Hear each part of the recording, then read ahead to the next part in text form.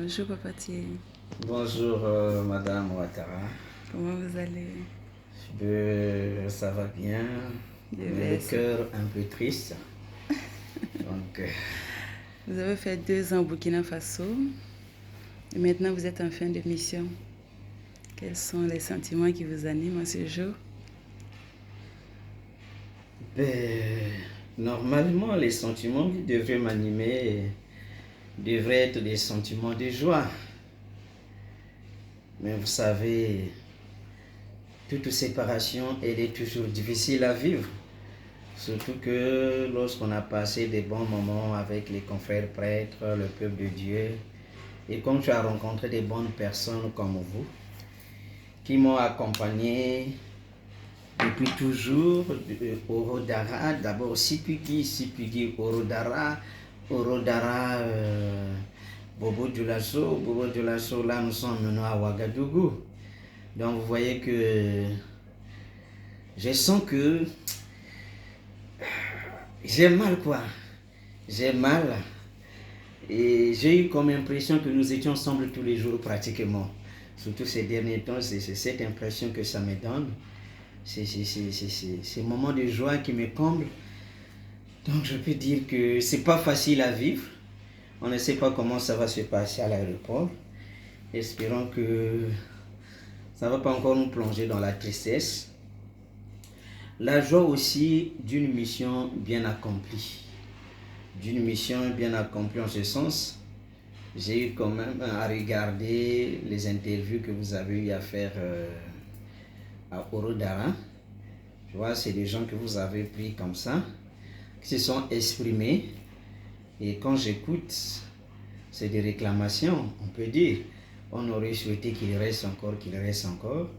Et cela montre que dans le vécu quotidien, on a laissé un bon témoignage, on a eu à impacter les gens, le peuple de Dieu. Et sur le plan spirituel aussi. Et parce qu'en tant que prêtre, ce que le peuple attend de nous, c'est d'abord le côté spirituel et notre côté humain, aussi dans le vécu quotidien, comment nous vivons nos relations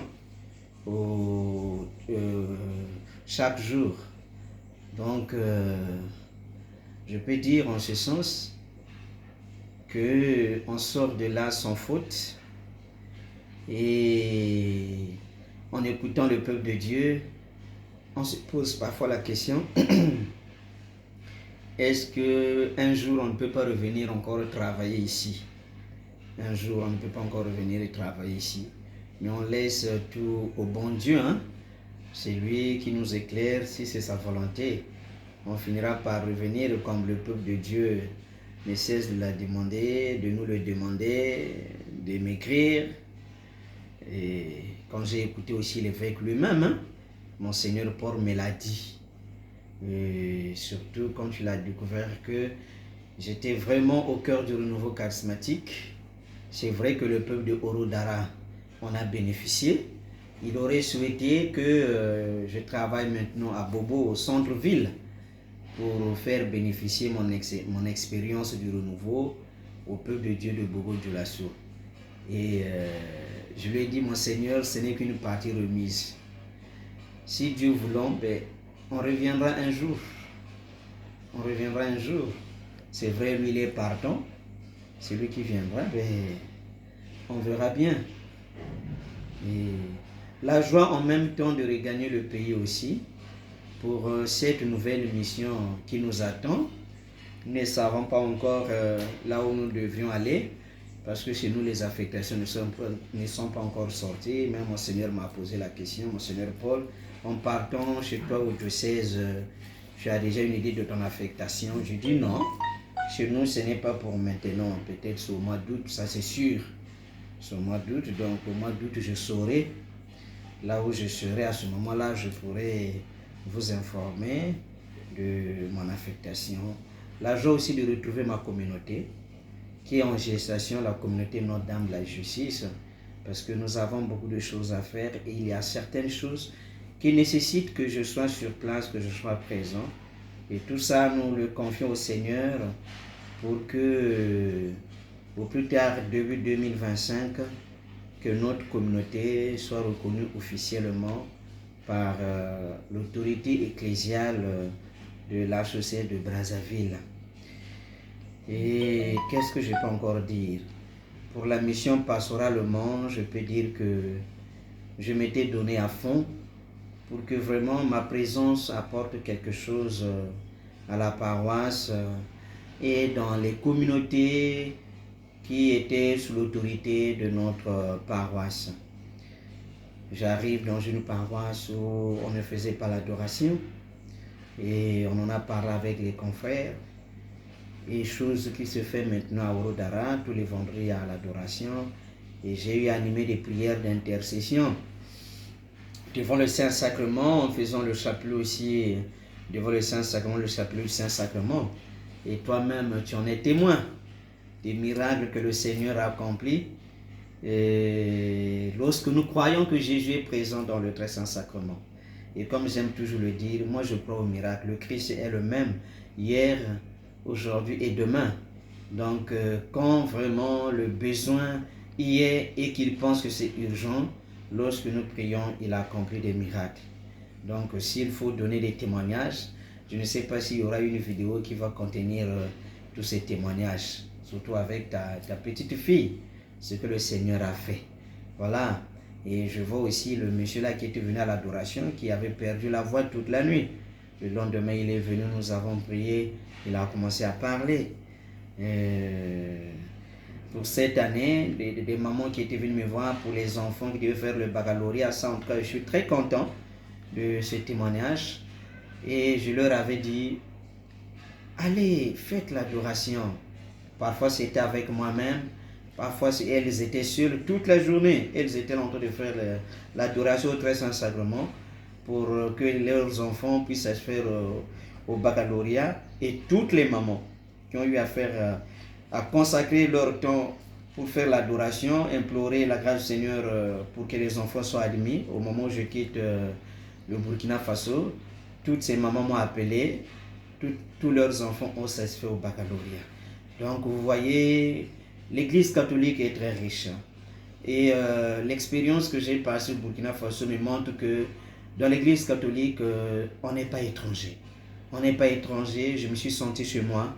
Et à côté de cela aussi, nous avons réveillé le peuple de Dieu sur le rosaire. Eux-mêmes me voyons faire le rosaire tous les jours. Nombreux ont voulu que je les accompagne et c'est ce que nous avons fait. Faire les nuits de 1000 Ave.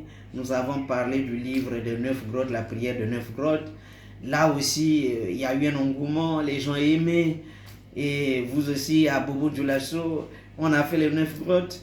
Maintenant, c'est ceux de Ouaga qui sont en train de dire, mais c'est vrai, nous on avait fait, on était seuls. On aurait souhaité que tu le fasses avec nous. Malheureusement, ici à Ouaga, tous les membres de la communauté n'étant pas disponibles, certains sont en déplacement. Le Seigneur voulant, lorsque nous viendrons pour les ordinations, je sais le dire, de l'abbé Josué, nous prendrons quelques jours à Ouaga et on fera le programme bien avant pour que nous ayons ce moment de faire les 9 grottes aussi ici à Ouagadougou. Donc spirituellement, je peux dire que, je peux pas dire que mission accomplie totalement. Il reste encore beaucoup de choses à faire, mais le peu de temps qu'on a eu, le peu de choses qu'on a eu à montrer au peuple de Dieu, et même si le prêtre n'est pas là, je suis sûr que quand ils vont continuer à prier, le chapelet, le rosaire, 1000 Ave, 9 grottes, le Seigneur répondra possiblement à leurs appels. Et en faisant l'adoration et le chapelet du très Saint-Sacrement, le livre, je ne l'ai pas encore publié, mais je suis sûr que courant l'année 2025, le livre de ce chapelet sera publié. Et j'ai quasiment visité, prié avec les chrétiens dans toutes les communautés qui étaient à notre responsabilité. Et comme j'aime le dire, et je l'ai dit encore, le top du top comme signe visible de notre attachement, de notre amour à ce diocèse, au peuple de Dieu, c'est cette église de Sipigui où les gens priaient dehors. Ils avaient commencé leur église, mais comment la terminer, c'était compliqué. Et lorsqu'ils m'ont parlé de leurs soucis, je me suis senti concerné, je me suis impliqué et j'ai demandé la permission à mon curé qui m'avait autorisé. Et j'ai parlé aux membres de la communauté en ligne, ceux qui pouvaient apporter quelque chose. Et le devis était à 750 000. Mais ce que nous avons reçu, c'était 1 300 000 et quelques mille. Et j'ai compris que les gens voulaient bien que cette église, les travaux terminent. Et avant notre départ, qu'elle soit bénie et que nous puissions dire notre messe d'action de grâce dans cette église. C'est ce qui a été fait. Et finalement, comme nous avons reçu beaucoup, et nous avons fait au-delà aussi de ce qui était prévu.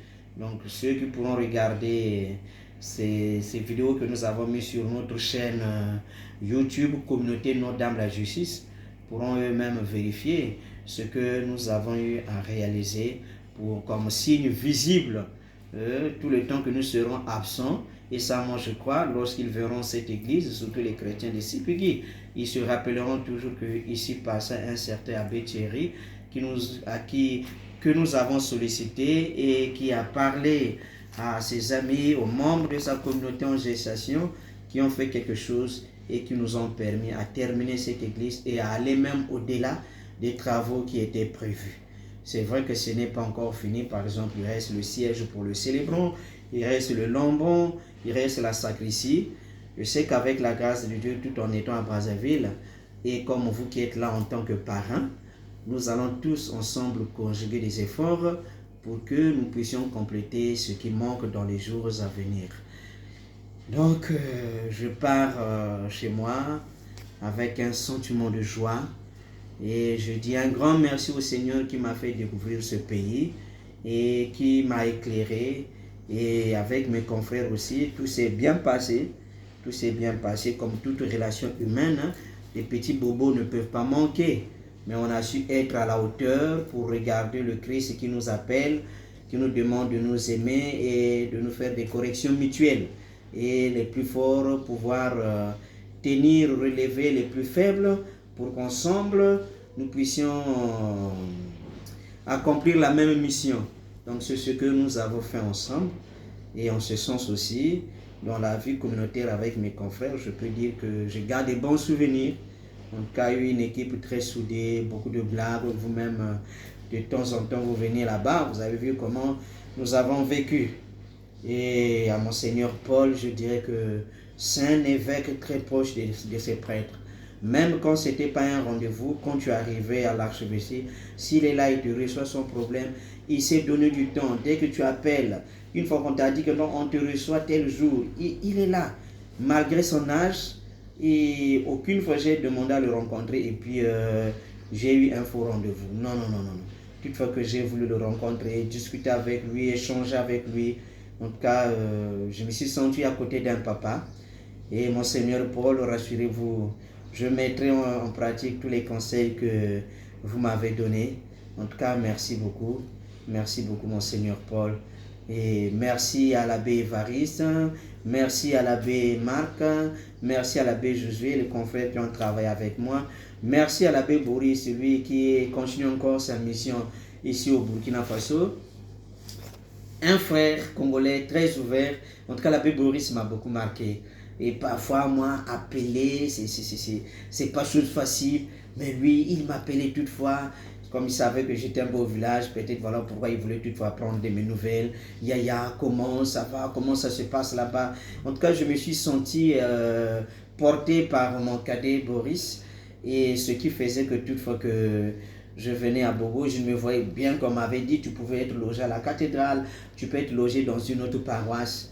Mais je préférais plus être avec lui. C'est quelqu'un plein d'humour, qui cherche toujours à te faire rire. Donc je peux dire avec lui no stress. Vraiment l'abbé Boris, chapeau. Continue comme ça.